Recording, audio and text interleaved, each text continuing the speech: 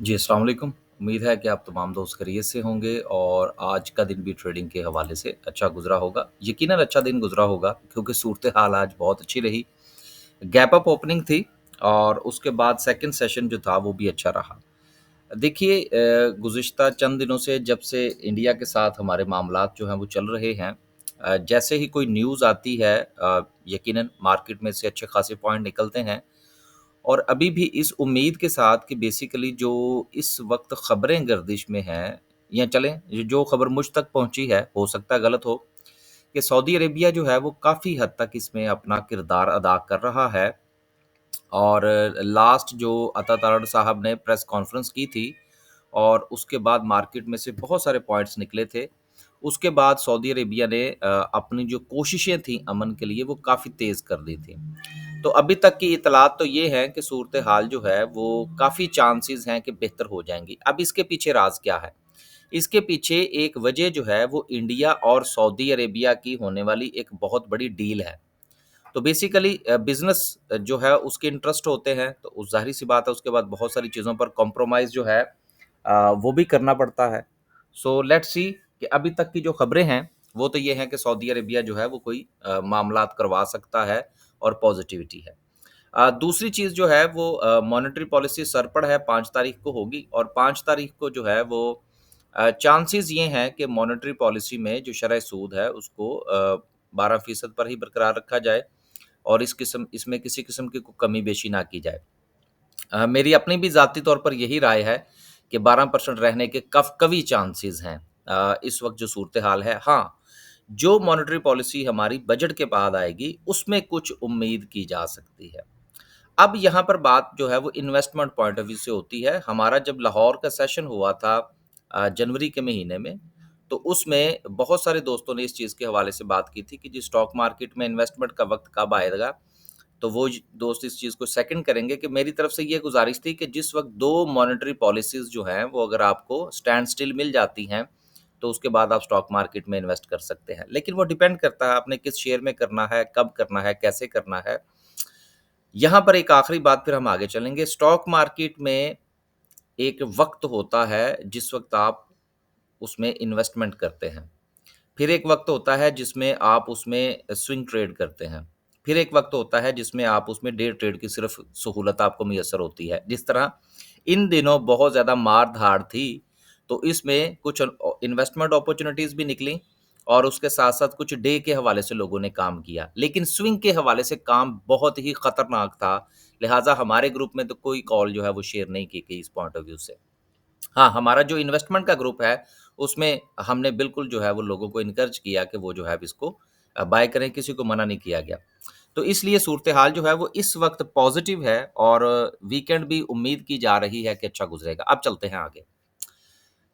2787 points जो हैं, आज ग्रुप में एक बात मुझे याद आ गई, वो ऐड करते हैं, फिर आगे चलते हैं। आज ग्रुप में मैं बात कर रहा था कि मार्केट 2 से 3000 पॉइंट्स जो है वो प्लस बंद होने के चांसेस हैं और अगर जुमे की इतवार की रात को अता तारड़ ने प्रेस कॉन्फ्रेंस कर दी तो फिर क्या बनेगा? तो ये सूरत-ए-हाल चलती है। जंगी मामलात है ना, तो इसलिए अपने आप को भी इस चीज़ की आदत डालिए। यकीनन अब आज का ग्राफ रेड है, बहुत सारे लोग जो है वो मंडे, ट्यूसडे को कूदने की कोशिश करेंगे। तो भई वो जाने और उनका काम जाने। हम तो मार्केट के साथ चलेंगे, अपने स्टॉप लॉस लेकर चलेंगे। अगर मार्केट जो है वो हमें सूट नहीं करती होगी, तो हम एग्ज़िट कर जाएँगे, जो भी छोटा-मोटा स्टॉप लॉस होगा वो ले लेंगे। सर्किट ब्रेकर की बात करते हैं तो माशाल्लाह से आज जो है वो 12 कंपनीज़ अपर कैप हैं, जिसमें वापसी जो है वो बीएफ बायो और हेस्कोल की हुई। काफ़ी अरसे के बाद बीएफ बायो जो है ये वापस आया है। इसमें बहुत अच्छी करेक्शन हो चुकी है। यकीनन जिन लोगों ने बाय किया होगा उन्होंने मज़ीद लेवल्स भी आइडेंटिफ़ाई किए होंगे। लोअर कैप की बात करें तो कोई काबिल-ज़िक्र कंपनी नहीं है।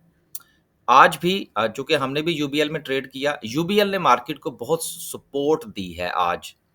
लेकिन हमने इसको क्यों बाय किया? सिर्फ़ और सिर्फ़ ट्रेडिंग पॉइंट ऑफ व्यू से। सेक्टर वाइज़ बात करें तो कमर्शियल बैंक्स जो हैं वो 11-1200 पॉइंट्स के साथ जो है वो सर-ए-फ़हरिस्त हैं।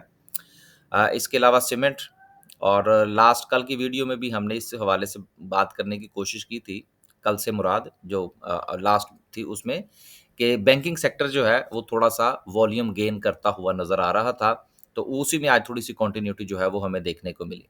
सीमेंट सेक्टर में भी सिचुएशन आज अच्छी रही, ऑयल एंड गैस में, फर्टिलाइज़र भी सिचुएशन बेहतर थी, इन्वेस्टमेंट बैंक्स एंड सो फिर पूरी मार्केट जो है, वो देखा-देखी थोड़ा-सा पॉज़िटिविटी की तरफ हमें जाती हुई नज़र आई। लेकिन सबसे ज़्यादा किरदार जो है वो आज यूबीएल का रहा। आगे चलते हैं जी, कैंडल को इंशाल्लाह लास्ट में डिस्कस करेंगे। पहला रिज़ल्ट जो है ऑक्टोपस के हवाले से है, जिसकी ईपीएस जो है वो पहले की निस्बत कम हुई है। पिछले साल इसी क्वार्टर के अंदर इसकी जो ईपीएस थी वो 83 पैसा थी, जो कि कम होकर अब 13 पैसे आ गई है और 84% का डिक्लाइन हमें नज़र आ रहा है। देखिए ऑक्टोपस जो था वो किसी वक़्त जिस वक़्त आईटी के अंदर बहुत बूम चल रहा था, तो एक बड़ा आइडियल शेयर जो था वो कंसीडर किया जाता था। लेकिन एक बात मैं आपको बता दूँ कि जिस वक़्त बजट के अंदर कुछ मामलात चलेंगे और आईटी सेक्टर को दोबारा से कुछ न कुछ, क्योंकि सर्विसेज़ सेक्टर है ना, इसमें हुकूमत को कुछ बहुत सारे मामलात को नहीं देखना पड़ता। तो इस पॉइंट ऑफ व्यू से जिस वक़्त इसके अंदर कुछ तब्दीलियाँ होंगी सेक्टर वाइज़ और इनको कुछ न कुछ जो है वो इंसेंटिव दिए जाएँगे, तो उसमें इसकी वापसी के चांसेज़ हैं। तो इस चीज़ को ज़रूर ज़हन में रखिएगा। अगला जो है अगेन स्प्लिट जो है वो सीज़न चल रहा है, स्प्लिट सीज़न। अ, सूरत-ए-हाल जो है वो बोनस से फिर अब स्प्लिट की तरफ जाना शुरू हो गई। माड़ी ने बोनस दिया, उसके बाद लकी सीमेंट ने स्प्लिट किया अपने आप को ₹2 की फेस वैल्यू के साथ, और अब जो टाटा सीमेंट है, ये भी ₹2 की वैल्यू जो है फेस वैल्यू लेने जा रहा है, और जिसके पास 1 शेयर होगा उसको इसके 5 शेयर मिलेंगे। मेरा अगेन मौक़िफ़ जो है वो यही है। अगर आपके पास पहले से मौजूद है, तो देन बहुत अच्छी बात है। जब ये स्प्लिट हो तो उसको कीप कीजिएगा, आने वाले दिनों में अच्छी इम्प्रूवमेंट जो है वो आपको देखने को मिलेगी। लेकिन अगर आप अब इसमें कूदने की कोशिश करना चाहते हैं, तो मेरा ख़्याल है परहेज़ कीजिए। ये कुछ चीज़ें होती हैं, बेसिकली हमने यहाँ पर गुफ्तगू करनी होती है जर्नल पॉइंट ऑफ व्यू से। लोग इसको बहुत ज़्यादा स्पेसिफ़िक ले जाते हैं, नहीं जी वो ये था जी वो था। यार हम बात कर रहे हैं एक आम ट्रेडर के लिए, एक आप माशाल्लाह अगर इन चीज़ों को समझते हैं तो आप कूद जाएँ। आपको किसने मना किया है कि ना कूदें? बात ये है कि जब हमारा व्हाट्सएप भरा होता है ना चीज़ों से, तो हम उन लोगों को जो है वो एड्रेस कर रहे होते हैं। लेकिन अगर आपने उस वो मैसेज नहीं भेजा, तो यकीनन ये जवाब आपके लिए नहीं है। तो ये उन लोगों के लिए है जिन्होंने माड़ी की मर्तबा बोनस लेने की कोशिश की टॉप के ऊपर, लकी की मर्तबा जो है वो टॉप के ऊपर स्प्लिट शेयर खरीदने की कोशिश की। थट्टा की बारी भी अगर आप वो टॉप के ऊपर जाकर काम करना चाहते हैं, तो नुकसान होगा। बेहतर ये है कि आप इससे दूर रहें। प्रीवियस होल्डिंग पड़ी है, आप उसको कीप करते आ रहे हैं, तो देन बहुत अच्छी अपॉर्च्युनिटीज़ है, क्योंकि इसके बाद फिर ट्रेडिंग पॉइंट ऑफ व्यू से भी इन शेयर्स के अंदर जो मार-धाड़ है, वो थोड़ी-सी ज़्यादा आपको देखने को मिलेगी। अगला जो है वो एवियन का रिज़ल्ट है, अच्छा रिज़ल्ट है। पिछले साल इसी क्वार्टर के अंदर इसका जो 4 पैसे की जो लॉस था, उसको इन्होंने रिकवर किया है और 62 पैसे की जो है वो अर्निंग शो की है। तो ज़ाहिर-सी बात है, देखें एक चीज़ लॉस में से निकल के अगर प्रॉफ़िट में आ जाती है, तो उसको बेहतर ही कहना चाहिए। बहुत सारे लोगों के मैसेजेस थे जी कि इसका क्या बनेगा? अब सूरत-ए-हाल बेहतर हो जाएगी, और अगेन वही रिमार्क्स इसके हवाले से भी हैं, जो भी मैंने ऑक्टोपस के हवाले से बात की आपको। आगे चलते हैं जी, अगली खबर जो है वो पाकिस्तान का जो इन्फ्लेशन है वो 0.3% जो है वो हिस्टोरिक है।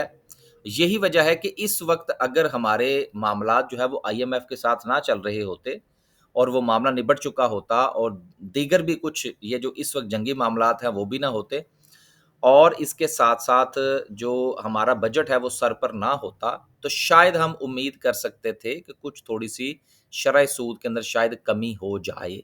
क्योंकि इन्फ्लेशन जो है वो बिल्कुल एक डेड लेवल पर आ चुकी है, तो और आने वाले दिनों में ये इसी तरह से सस्टेन करती हुई नज़र आ रही है। ख़ास तौर पर हमारे जो मुल्की मामलात हैं वो भी थोड़े-से बेहतर होंगे, इंटरनेशनल मामलात जो हैं वो भी थोड़े-से बेहतर होने की चांसेज़ हैं। तो इन्फ्लेशन की बुनियाद पर मॉनेटरी पॉलिसी में कम से कम कमी थोड़ी-सी होनी चाहिए थी। लेकिन जो हमने शुरू में बात की कि इस वक़्त जो लम्हे मौजूद में जो हमारे ज़मीनी हक़ाइक़ हैं, वो शायद ये 0.3% की जो इन्फ्लेशन है इसको थोड़ा-सा इग्नोर करेंगे, और शरह सूद जो है वो 12% पर ही बरकरार रहेगी।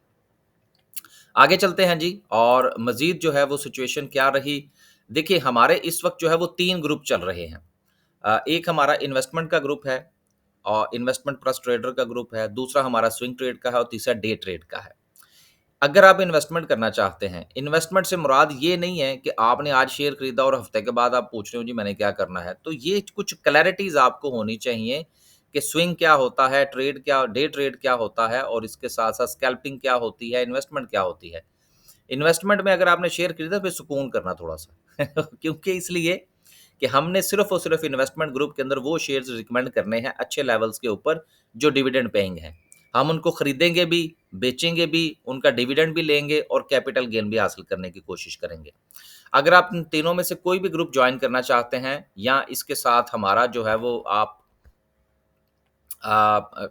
कोई अपना जो है पोर्टफोलियो डिस्कस करना चाहते हैं या आप स्टॉक मार्केट में हमारे पास अकाउंट ओपन करवाना चाहते हैं, तो किसी भी सूरत में ये 2 नंबर्स आपके सामने हैं, इन दोनों में से किसी भी नंबर पर व्हाट्सएप कीजिएगा।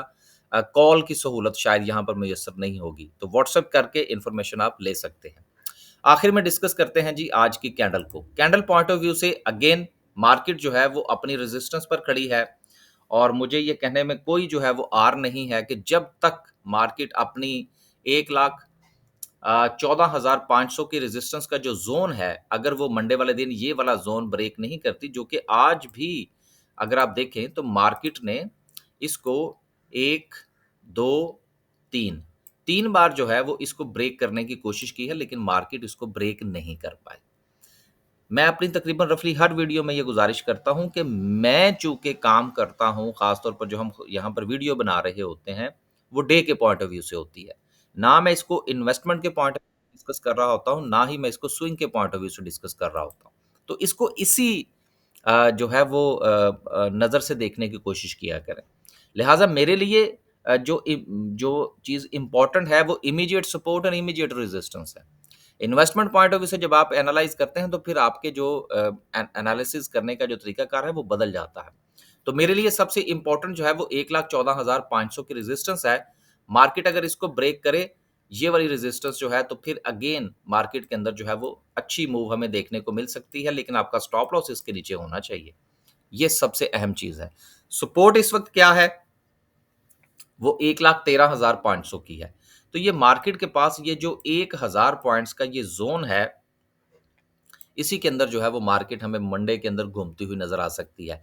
लेकिन अगर कोई एडवेंचर ना हुआ वीकेंड पे, तो चांसेस हैं कि मार्केट अपनी इस रेजिस्टेंस को ब्रेक कर देगी और ब्रेक करेगी तो हमें थोड़े से वॉल्यूम भी जहां पर जनरेट होते हुए नजर आएंगे, क्योंकि मॉनेटरी पॉलिसी के हवाले से भी कुछ थोड़ा सा बैकअप जो है वो मिलेगा, मार्केट को सपोर्ट मिलेगी, तो यहाँ से मार्केट में वॉल्यूम्स जनरेट हो सकते हैं।